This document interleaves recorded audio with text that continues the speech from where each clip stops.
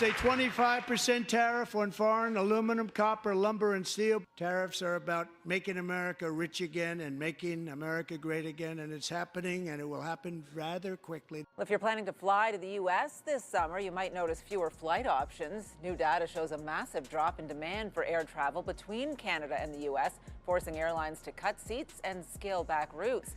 There was nobody there. There was nobody in my row. It was really shocking. I've never been on a flight. The doorway into the United States is gradually closing, not with warnings, but with the chilling silence of deserted airports. Airports once regarded as symbols of power and cultural exchange now resemble ghost towns, cold and empty. International passenger traffic has plunged by 70 to 80%. Leaving once bustling terminals echoing only with the sound of loudspeaker announcements across vast empty halls. Yet, the rest of the world has not stood still. Across Asia, Europe, and the Middle East, a wave of new international aviation hubs has emerged, drawing not only travelers, but also revenues and the attention of global carriers that once viewed America as an irreplaceable destination. For a country that prided itself on openness and connectivity, the cost is staggering. In 2025 alone, Washington is projected to lose more than $12.5 billion US from the decline in international visitors. What's more troubling is that the outlook shows no sign of bottoming out. Experts estimate that foreign arrivals to the US will fall by another 9.4%, translating into nearly $9 billion US in lost tourist spending. The very spending that sustains restaurants, hotels, small shops, and local communities. This is no longer just a tourism issue. It is a warning about America's place on the global map of influence.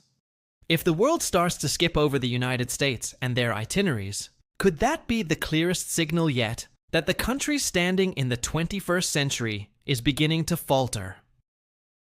Before we dive deeper into this story, don't forget to hit like. It helps YouTube understand that this topic matters and ensures more people can follow along. Nowhere is this decline felt more acutely than in Portland. Once celebrated as the Green Gateway welcoming visitors to the Pacific Northwest, the city's airport now looks like a relic of another era. International traffic has collapsed by 73%, forcing many gates out of service, some permanently closed, and others mottled indefinitely. Airlines that once put Portland on the global map have quietly disappeared. Major carriers such as Lufthansa, British Airways, and Scandinavian Airlines have shifted their flights entirely to Vancouver, reducing Portland to a faint shadow on the world's travel map. Even the enthusiasm for seeking flight information has dried up, with inquiries plunging 81%. Travelers now fear delays, worry about safety, and increasingly sense that Portland is no longer a reliable point of entry into the United States. And it's not just tourists walking away. Cargo operations, the lifeblood of Oregon's export economy, have also rerouted.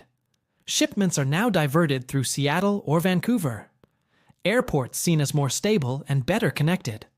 What was once a regional pride has turned into an empty void in the eyes of both airlines and international travelers. If you've made it this far, consider subscribing to the channel. That's how we can keep bringing you the stories others choose to stay silent about. If Portland stands as a warning that even a regional hub can quickly spiral into crisis, the Northeast reveals that America's core aviation arteries are far from untouchable.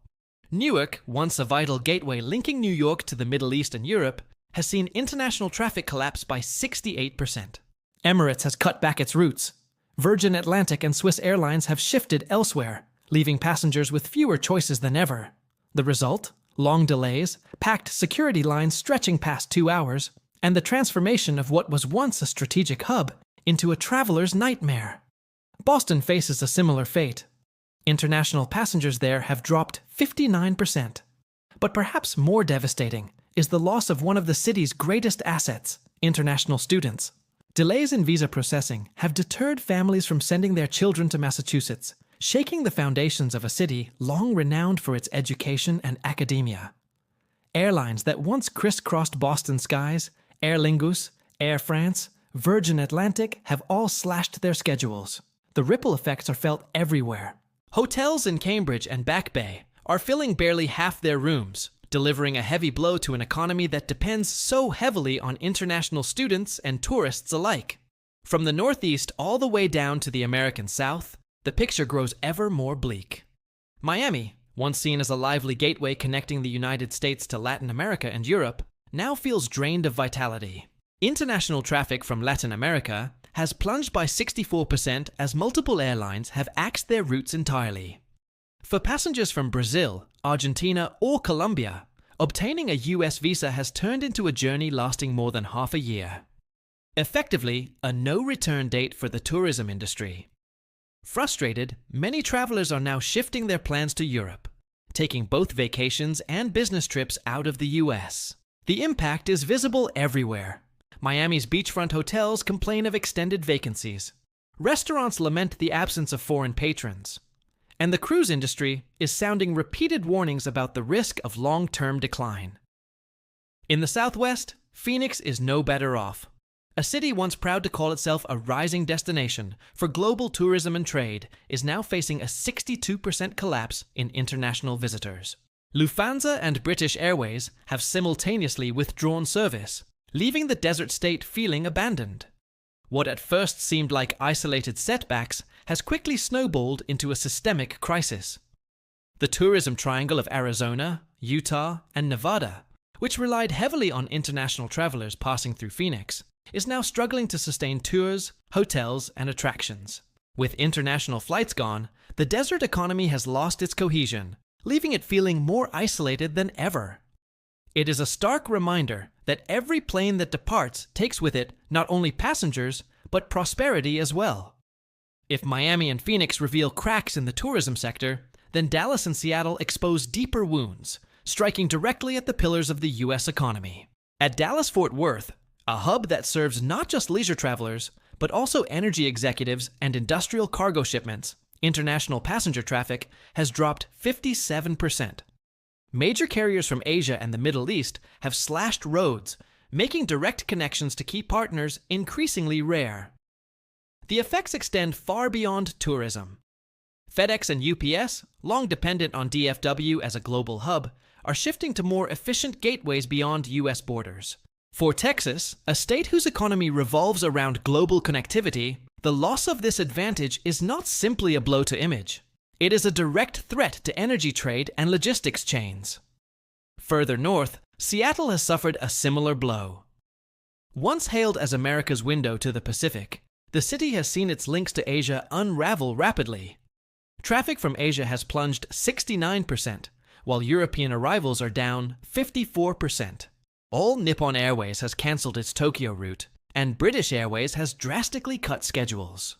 The impact reaches well beyond the airport.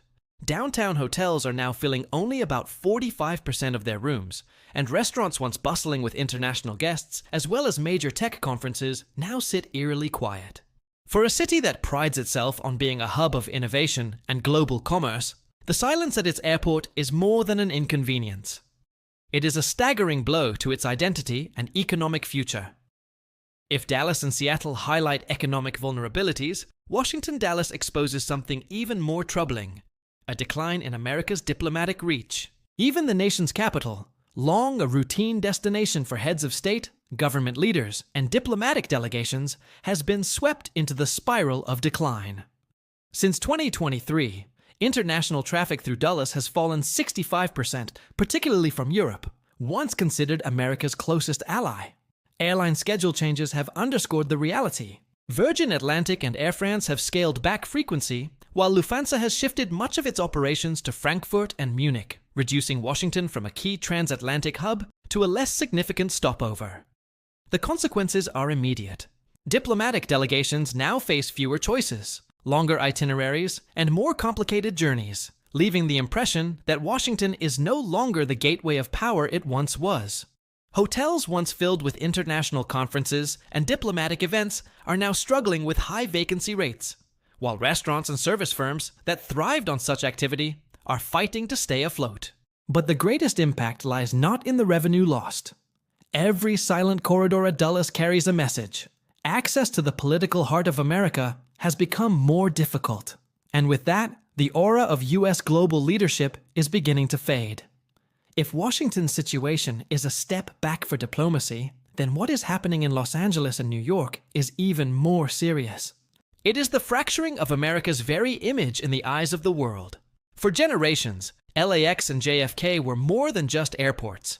They were gateways to dreams, places where millions of people first set foot in the United States. Los Angeles stood for the lights of Hollywood. For those chasing opportunity in the entertainment industry, while New York evoked the might of Wall Street and the energy of Broadway. Together, these two gateways helped define America as both a cultural center and an economic powerhouse on the global stage. Today, those gateways echo with an uneasy silence. In Los Angeles, international passenger traffic has plunged by 71%. Terminals once teeming with directors, musicians, and business leaders arriving for film premieres, concerts, or international expos now operate at a fraction of their former pace. Singapore Airlines has cut nearly 40% of its flights, and Cathay Pacific has scaled back heavily, disrupting critical connections to Asia, home to both leading financial markets and vibrant entertainment hubs. The significance goes beyond numbers. Los Angeles, once exporting culture to the world, now finds itself struggling to reach the very global audiences it once captivated. Even film festivals and international media events are finding it difficult to attract attendees due to travel barriers through LAX. In New York, the situation is even bleaker.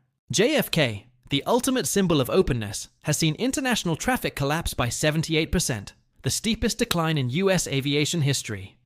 Emirates has cut more than half its services. British Airways has slashed most of its flights to London, leaving vast concourses eerily quiet. A place once known as the airport that never sleeps, with planes arriving from every continent around the clock, has now become hollows. A frozen monument to an era when America still stood at the center of the world. The absence is not only physical, but psychological. For millions of visitors, their very first step into the United States was through New York. When that moment is gone, the mythos that once fueled America's soft power begins to fade as well. While America's major airports sit quieter than ever, Canada and other international destinations are swiftly filling the gap Washington once commanded. Canadians, long the most consistent and reliable source of tourists for the U.S., are now turning away almost entirely. Ticket bookings to the U.S. have plunged by more than 70%, as many families opt instead for South America or Europe for their vacations. Florida's beaches and Phoenix's resorts, long favorites for Canadian travelers, are gradually being traded for the Dominican Republic, Mexico, or Jamaica. And the shift goes beyond flights. In just 1 month, more than 500,000 cross-border vehicle trips disappeared, the lowest level since 2022.